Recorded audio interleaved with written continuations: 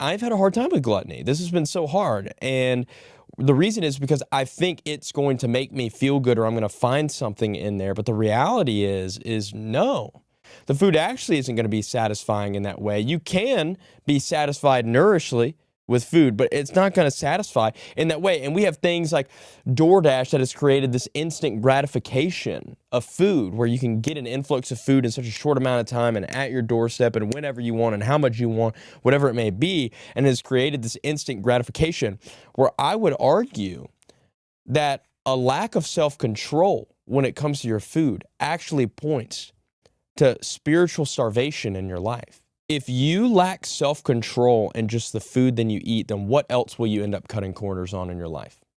If you cannot control the appetite that you have for physical food, then what else will you lack self-control in the future? Because I would argue that small decisions on something like food, which may seem small, if we sell out on that, then we'll create excuses and make ways to sell out on other sin areas in our life. Let's look at Genesis 25, for example. All right?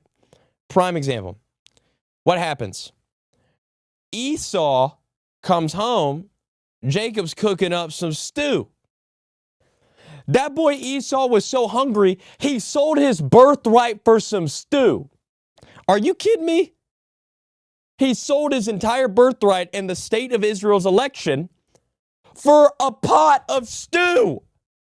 Does that not sound insane? It's crazy what we will do when we are starved physically and we think that like, oh, the thing that will only satisfy is if I eat, then I'll find satisfaction. Actually, if we create consistent rhythms of discipline and fasting, we will find the greatest form of joy and satisfaction in that, because what Jesus has in store for our lives is what's best for us if we trust that.